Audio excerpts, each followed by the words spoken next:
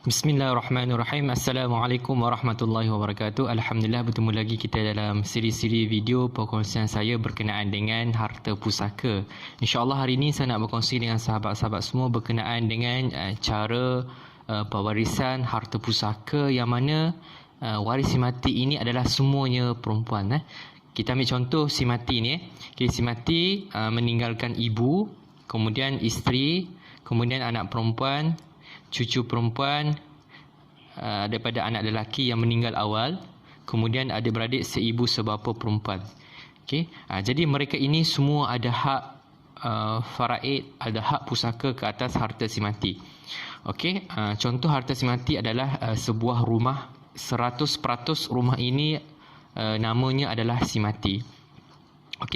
Jadi apabila si mati meninggalkan 5 waris ini, ibu beliau akan dapat 1/6, isteri beliau akan dapat 1/8, anak perempuan beliau akan dapat 1/2, manakala cucu perempuan daripada anak lelaki akan dapat 1/6, dan yang terakhir, adik-beradik seibu sebapa perempuan akan mendapat secara asabah. Asabah ni maksudnya dia menghabisi baki setelah diambil oleh ibu, isteri, anak perempuan, cucu perempuan daripada anak lelaki, barulah baki itu diperolehi oleh adik-beradik seibu sebapa perempuan.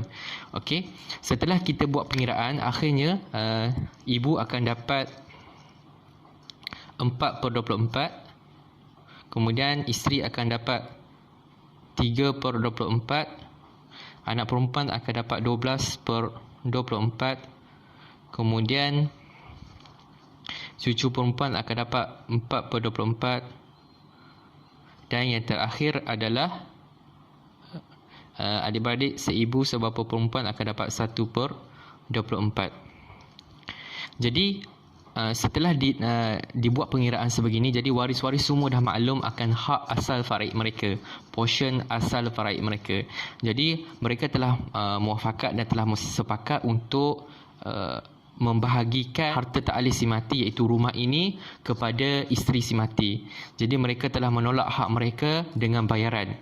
Jadi isteri si mati ini kena membayar hak faraid ke atas rumah ini kepada waris-waris yang berhak ni lah. Contohnya isteri si mati kena bayar 4/24 daripada nilai keseluruhan harta rumah tersebut. Alhamdulillah, keluarga ini telah muafakat sebegini rupa. Sebab kalau tidak, semua 5 orang ini ada hak ke atas rumah ni. Jadi masalah. Jadi kalau semua berkeras, tak nak mengalah, akhirnya susahlah. Takkanlah nak letak 5 nama atas satu rumah kan? Jadi masalah nanti.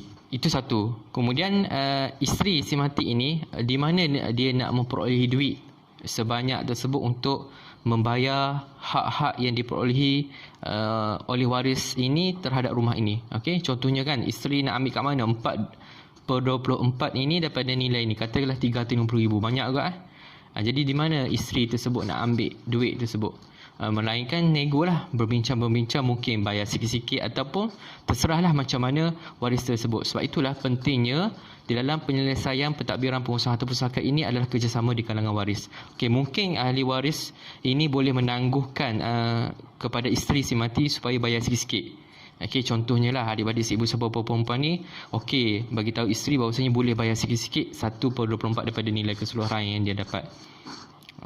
Kemudian harta alih lain seperti duit di bank, duit tabung haji dan duit KSP, mereka telah muafakat dan sepakat untuk kekalkan portion yang asal. Itu yang pertama. Yang kedua, kita kena ingat rumah ini merupakan rumah dan masih lagi cagaran bank dan ada baki yang kena bayar lagi. Jadi isteri juga, selain daripada dia kena bayar hak-hak yang diperolehi oleh waris ini terhadap rumah ini, dia juga kena ada duit yang banyak untuk menyelesaikan baki pinjaman rumah ini. Sebab menurut banyak tulisan yang saya baca, sebelum tukar nama rumah si mati kepada waris yang baru, ataupun dalam kes ini isteri, baki pinjaman rumah tersebut, rumah yang dimiliki oleh si mati itu kena betul-betul tukar, kena selesai habis. Kalau tak, memang tidak boleh tukar. Dan masalah nanti kalau katakanlah isteri sekarang ni waris dah setuju, dia dah bayar kan kepada waris-waris yang berhak ni, kemudian waris berhak ni pula kata kepada isteri bayar sikit-sikit, tak apa. Jadi si isteri ni pun buat tak tahu je. Dia pun isu rumah ni pun dia buat tak tahu juga, dia lambat-lambatkan. Akhirnya kita takut nanti isteri pula meninggal dunia, apa akan jadi? Dia dah jadi berlapis pula.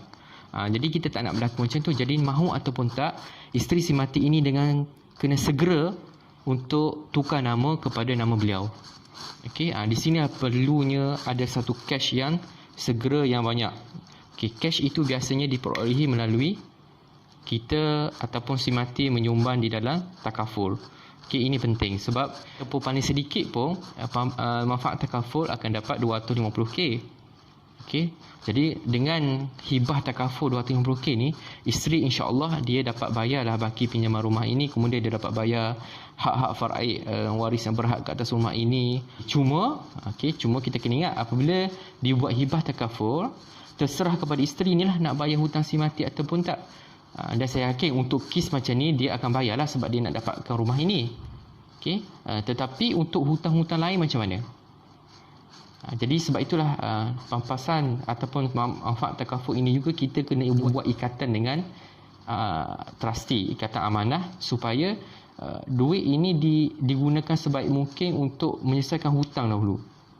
Barulah diberi kepada beneficiary, contohnya isteri.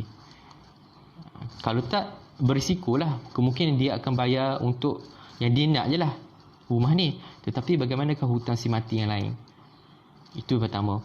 Kemudian yang kedua, bagaimana si mati ni nak menyatakan bahawasanya selain daripada hutang rumah ni, ada hutang lain lagi yang perlu dibayar.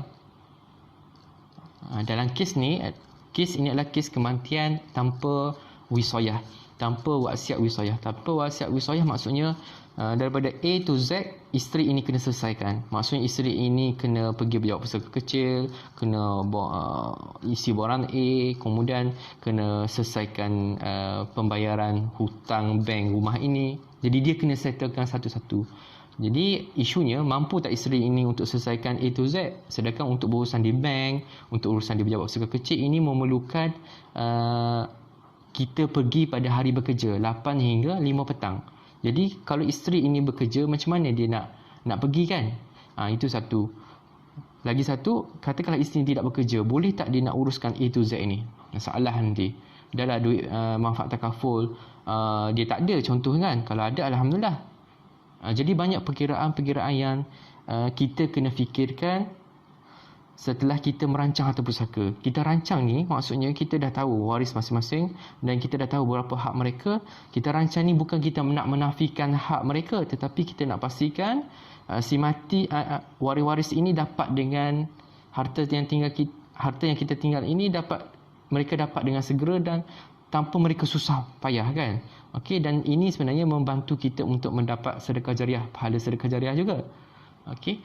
Sebab itulah pentingnya perancangan harta pusaka berasaskan faraid. Kemudian perancangan tu pula adalah bukan untuk menafikan hak waris, tetapi kita nak pastikan hak waris itu dapat harta pusaka yang kita tinggal dengan cepat dan mudah. Dan kita juga tak nak menyusahkan waris kita tu, utamanya isteri kita ataupun ada anak ni. Katakanlah anak-anak kecil ni macam mana? Okey, sebab mereka tidak boleh takhruj, sebab mereka tidak ada hak untuk bertakhruj, iaitu mereka belum cukup umur, tak balik, tidak boleh uruskan harta lagi. Dan katakanlah anak perempuan atau cucu perempuan di bawah umur, tak boleh nak takhruj. Jadi kena ada penjaga harta mereka. Okey, dan penjaga harta mereka itu kita boleh lantik di dalam wisayah. Okey, ini pentingnya wisayah. Wisayah ni bukan sekadar kita nak lantik pentadbir untuk selesaikan urusan harta pusaka kita daripada A to Z. Dalam masa sama juga untuk melantik penjaga harta dua ni. Kalau ada penjaga harta dua ini, katakanlah kita lantik isteri kita sebagai penjaga harta anak perempuan dan cucu perempuan kita, maksudnya isteri kita kuranglah sikit bebanan dia untuk bayar hak ni. Okey, ini dalam kes anak kecil.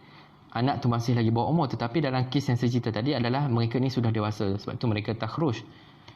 Jadi sahabat-sahabat semua, akhir sekali marilah kita pertama sekali belajar faham faraid. Okey. Yang kedua, kita rancang harta pusaka berasaskan faraid. Yang ketiga, merancang bukan untuk menafikan hak, tetapi kita merancang untuk memudahkan mereka mendapat harta tinggalan kita secepat mungkin. Yang keempat, jangan lupa untuk kita buat wisayah untuk melantik pentadbir dan penjaga harta anak-anak kita, cucu-cucu kita bawah umur. Dan yang terakhir, jangan lupa untuk menyumbang di dalam takaful keluarga ataupun takaful hayat. Penting.